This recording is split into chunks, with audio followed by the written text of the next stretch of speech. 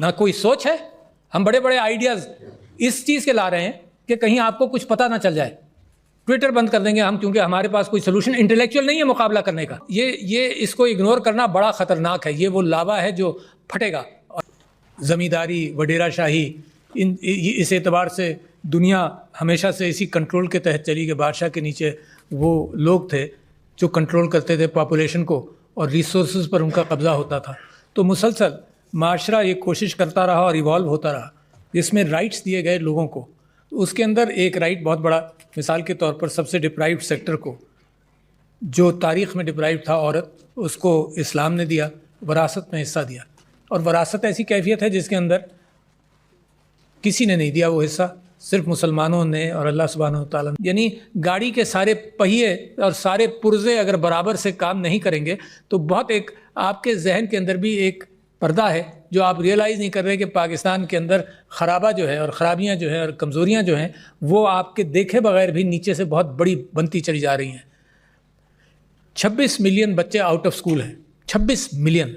आपने यहाँ स्टेटिस्टिक्स दिए और अपने आप को फाइनेंशियल इंक्लूजन के अंदर और डिजिटल ट्रांसफॉर्मेशन के अंदर रीजन के अंदर बांग्लादेश, इंडिया और श्रीलंका से कंपेयर किया तो, और केनिया के साथ कंपेयर किया। और मैं आपसे ये कहता हूँ कि ये 26 million is 44% of Pakistan new people.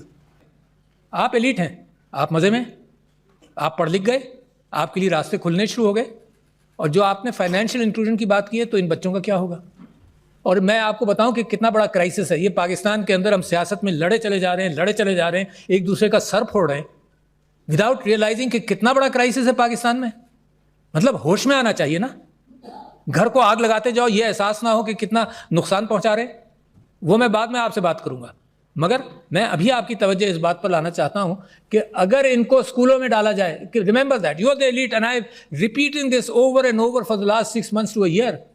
अगर इनको स्कूलों में डाला जाए तो 55,000 या 50,000 स्कूल चाहिए।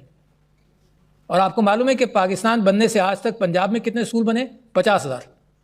आपको मालूम है आपके बजट रेसिडेंट्स का क्या हाल है? Every province is spending 25 to 30% on education. क्या आप सोच सकते हैं कि इससे ज़्यादा वो खर्च कर सकते हैं? नहीं कर सकते। लिहाजा क्या करेंगे हम? ना कोई सोच है।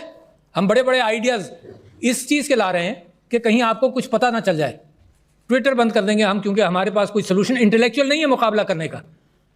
हम पुलिस वाला भेज देंगे उसके घर में जो ट्विटर के अंदर कोई गलत बात कर जाए, because you don't have an intellectual capacity to handle this. आप सब यहाँ इंटेलेक्चुअल कैपेसिटी की बात कर रहे हैं, आप सब यहाँ फाइनेंशियल इंक्लूजन की बात कर रहे हैं। To include home with 26 million children out of school, include home. किसके ऊपर आप भरोसा कर रहे हैं? ये इसको इग्नोर करना बड़ा ख़तरनाक है। ये वो लावा है जो फटेगा, और फटेगा जब आप इंक्लूजन नहीं करते। चाइना को 70s 80s में, 70s के बाद 80s में आज़ाद हुआ, आज़ाद नहीं, इंटेलेक्चुअली उसने सोशलिज्म को पीछे छोड़कर लोगों को एम्पावर करना शुरू किया। आपको 10 साल अंटिल 1992, 93, 94 ये पता नहीं चला चाइना कितना बड़ा जायंट बन रहा है। मगर उसके पीछे क्या काम था उनका? उसके पीछे इंडस्ट्रीज वो नहीं लगा रहे थे, उसके पीछे लोगों को तालीम दे रहे थे और लोगों की सेहत का ख्याल कर रहे थे। ये जो टच स्क्रीन है ना, ये बच्चों को भी एजुकेट कर देता है बड़ी तेज़ी से। तो तेरा 22 लाख फ्रीलांसर्स हैं पाकिस्तान में, आपका कोई कंट्रीब्यूशन इसमें नहीं, बहुत लिमिटेड कंट्रीब्यूशन। कि India, not China, not any country of the world, सबसे ज़्यादा जो फाइनेंशियल ट्रांजैक्शंस हैं थ्रू द डिजिटल मीडियम वो इंडिया में होते हैं, by value and numbers, more then in China. Did you know that? तो मैं फोकस करना चाहता हूँ दो चीज़ों पर। एक तो ये कि लैक ऑफ लीडरशिप, एक ये लैक ऑफ डिसीजन मेकिंग। जिस मुल्क को ज़रूरत है, जिस मुल्क को प्यास है, उसमें लोग रोड़े अटकाते रहें। The bureaucracy keeps things slow. I know that. जिस चीज़ को मूव किया जाए वो मूव कम, कई साल लग जाते हैं पॉलिसी बनने में और मामला चलने में। तो लिहाजा लीडरशिप, मूवमेंट फास्ट, और एक लीडरशिप जो एनलाइटेंड हो। और एनलाइटेंड लीडरशिप कहाँ से आएगी? इम्पोज करके नहीं आएगी, तलाश से आएगी। मैं आपको मिसाल देता हूँ, जब तलाश किया जाए तो मिलती हैं चीज़ें। ये जो इलेक्शंस का सिनारियो आपने देखा है, I as a secretary general of Pakistan Tehreek Insaf, मैंने इलेक्शंस टेलीफोन पर कराए। You may not know but know it today, because what happens with critical thinking and making of decision. मैंने 2011 में एज सेक्रेटरी जनरल टेलीफोन पर election कराए। कैसे कराए? इसके अंदर ऑटोमेटिक वॉइस रिकॉर्डिंग थी, anybody who would put it, and 24 lakh या 25 लाख लोगों ने वोट दिया विदाउट एनी कंट्रोवर्सी। हालांकि सियासी इलेक्शंस के अंदर कितनी मार धाड़ होती है। आई रियलाइज द फैक्ट कि हर जगह कैंडिडेट्स के रिप्रेजेंटेटिव्स बैठेंगे, उनमें लड़ाइयाँ होंगी, वकीलों को भेजेंगे, हर डिस्ट्रिक्ट के अंदर, हर काउंसिल के अंदर इलेक्शन कराना है. तो we picked up the phone. Imagine that, and I'm just therefore I'm the capacity of challenging that what we were talking about was not picked up by the governments and all those institutions. यहाँ जब से मैं आया, देखो मुल्क crisis में क्यों जाता है? Because you don't make a decision which is necessary. क्या आया? हमने कहा कि यार ये तो बड़ा आसान सिस्टम है, टेक्नोलॉजी आ गई है, करो. तो ओवरसीज पाकिस्तानीज के लिए हमने कहा कि इसके थ्रू वोट होगा, सिक्योर कर लेंगे सब कुछ. लोकली हमने ये कहा कि ये मत करो, मगर इलेक्ट्रॉनिक वोटिंग मशीन कर दो. लोग घबराते हैं. क्या हुआ? बैलेट पेपर वहीं प्रिंट होगा. जब आप बटन दबाएंगे कि मैंने बल्ले को वोट दिया या तीर को दिया या किसी और को दिया, वोट प्रिंट होगा, आप देख लें, इसको लपेट कर बैलेट बॉक्स में डाल दें. मगर जो कैलकुलेटर है, simple calculator of the 50s and 60s, यार कोई बड़ी नई टेक्नोलॉजी भी नहीं है, वो काउंट रख लेगा.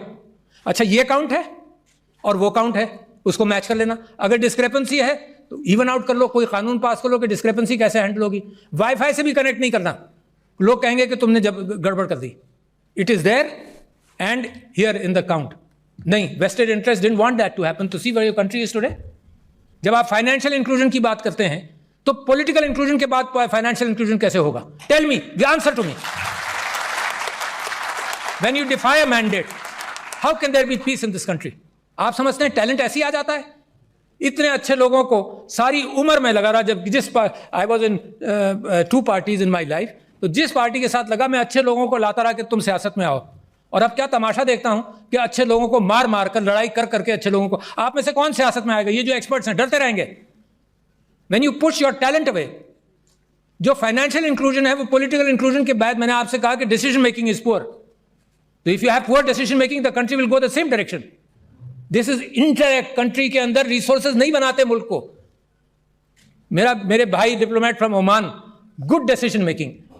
Singapore, Dubai, nothing in the ground. Progress किया, नथिंग इन द ग्राउंड. जमीन से उनको कुछ नहीं मिला, ना तेल मिला, ना मादनियात मिली, पानी की किल्लत मिली सिंगापुर को. दुबई ग्राउंड में तेल नहीं है, but good decision making. Simple लोगों ने सही फैसले किए. कोई आइंस्टाइन की जरूरत नहीं है आपको. Political inclusion. अब ये जो लाखों करोड़ों नौजवानों ने वोट दिया है, इफ यू, इनका कॉन्फिडेंस जमहूरियत के अंदर मुझे खुशी होती है सुनकर, देखकर. अब इनका कॉन्फिडेंस अगर जमहूरियत में शेक होगा तो मुझे तो डर लगता है कि किसी और तरफ ना निकल जाए. So where is the problem? The problem is lack of good leadership, nothing else. कोई प्रॉब्लम नहीं है. You have everything. इन मुल्कों का जिनको मैंने जिक्र किया था, उनके जमीन में कुछ नहीं है. आपके यहाँ तो जमीन में भी है, मगर इंसानों की तादाद 5th biggest country in the world as far as human intellect and people are concern, and you rank so poor. जो आपके नंबर्स अभी आपने बताए, वो रैंकिंग के एतबार से कितने पुअर है? अपने रीजन के अंदर ही आप पीछे. जब तक ये मुल्क वेस्टेड इंटरेस्ट पर चलेगा, दिस विल नॉट प्रोग्रेस.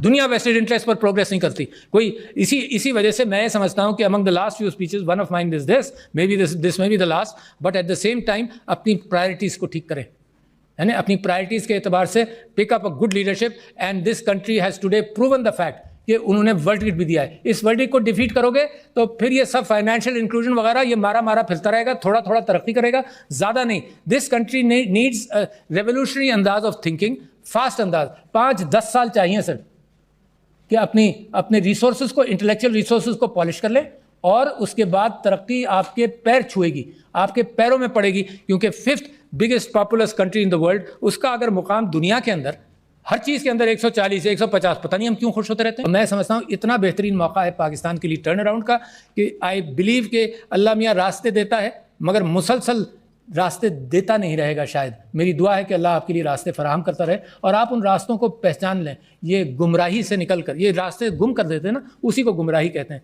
गुमराही से निकल कर सिरातुल मुस्तकीम को पकड़ लें, सिरातुल मुस्तकीम को पकड़ लें, तो इंशाअल्लाह nobody can stop you from becoming a great country, which is my dream and your dream. तो thank you ladies and gentleman, बहुत शुक्रिया.